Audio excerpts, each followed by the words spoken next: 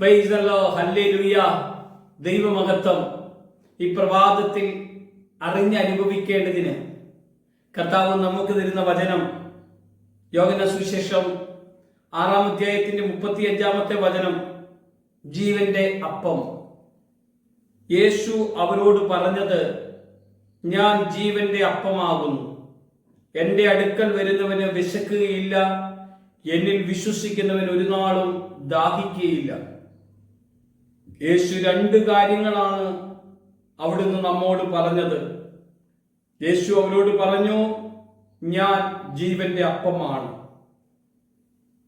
നമ്മുടെ വിശപ്പ് മാറ്റാനും നമ്മുടെ ദാഹം മാറ്റാനും യേശു മാത്രം മതി. പ്രിയമുള്ളവരെ, സമരിയക്കാരി എന്ന സ്ത്രീ ഈ ലോകത്തിന്റെ ദാഹത്തോടു കൂടെ ലോകത്തിന്റെ പാപം നിറഞ്ഞവളായി യാക്കോവിന്റെ കിണറ്റുകരയിലേക്ക് കടന്നു വരുമ്പോ അവക്കറിയില്ലായിരുന്നു, ഇന്നെന്റെ ദാഹം മാറും, ഇന്നെന്റെ ദാഹം തീരും, ഇനി ഞാൻ ഈ കിണറ്റിൻകരയിലേക്ക് വെള്ളം കോരാൻ വരണ്ട എന്നവക്കറിയില്ല. അവൾ എന്നും കിണറ്റിൻകരയിലേക്ക് വെള്ളം കോരാൻ വേണ്ടി കടന്നുപോയവൾ.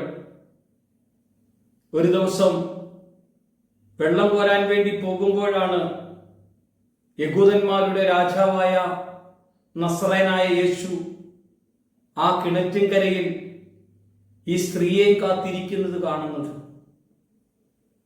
എന്തിനാണെന്നറിയാമോ?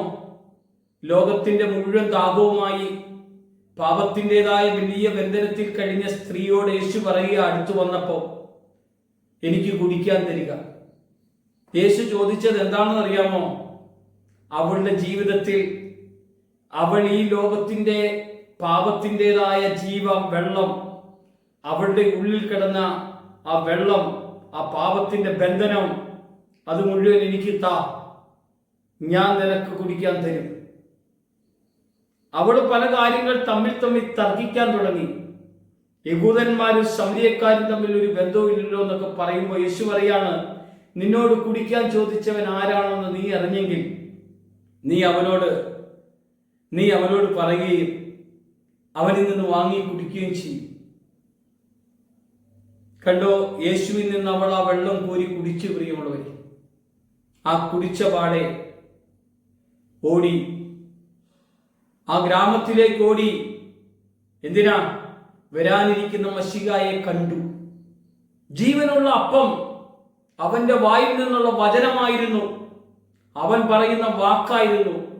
അവൻ പറയുന്ന വാക്കായ വചനം അപ്പമായി അവൾ ഭക്ഷിച്ചു.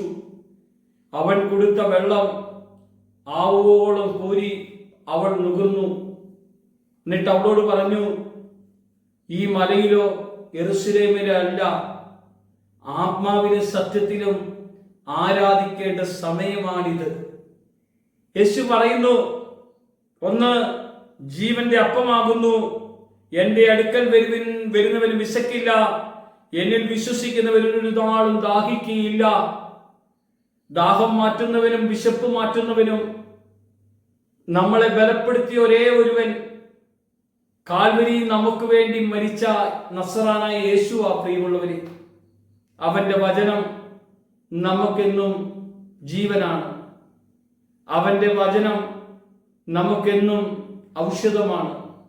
അവന്റെ വചനം നമുക്കെന്നും അനുഗ്രഹമാണ്. അതാ ജീവന്റെ വചനം, ആ ജീവന്റെ അപ്പം. സ്വർഗത്തിൽ നിന്നിറങ്ങിയ ജീവനുള്ള അപ്പം ഞാനാകുന്നു. എന്നെ ഭക്ഷിക്കുന്നവൻ മരിച്ചാലും ജീവിക്കും.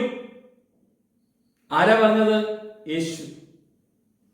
അവന്റെ വചനം അവന്റെ ശരീരം കീറി മുറിച്ചു തന്നു. ആ വചനമാ കീറി മുറിച്ചു തന്നത്.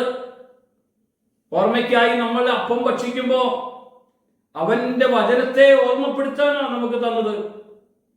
നമ്മുടെ വിശപ്പ് മാറ്റുന്ന, നമ്മുടെ ദാഹം മാറ്റുന്ന, നമ്മുടെ ജീവിതത്തെ മാറ്റുന്ന, നമ്മുടെ അവസ്ഥകളെ മാറ്റുന്ന, നമ്മുടെ സാഹചര്യങ്ങളെ മാറ്റുന്ന അനുഗ്രഹിക്കുന്നവന്റെ കരം ഇന്ന് നമ്മുടെ മേൽ വെച്ചിരിക്കുന്നു. ഒരു നിമിഷം പ്രാർത്ഥിക്കാമോ? സ്വർഗം നമ്മുടെ മേൽ ഇറങ്ങി വരുന്നതും പരിശുദ്ധ സാന്നിധ്യത്തിന്റെ കൃപ അനുഭവിക്കുവാനും യേശുവേ നല്ല പ്രഭാതം ഞങ്ങൾക്കായി നീ ഒരുക്കി തന്നപ്പോൾ നിന്റെ മഹത്വം കണ്ട് നിന്നിൽ ആരാധിച്ച് സന്തോഷിക്കുവാൻ ഈ ലോക പാപ ബന്ധനത്തിൽ നിന്നെല്ലാം വിട്ട് ആത്മകൃപയുടെ അഭിഷേകത്തിൽ നിറഞ്ഞ് ആനന്ദിക്കുവാനുള്ള ശക്തി ഞങ്ങളുടെ എല്ലാവരുടെ മേലും വെളിപ്പെടട്ടെ. യേശുവിന്റെ നാമത്തിൽ തന്നെ ആമേൻ.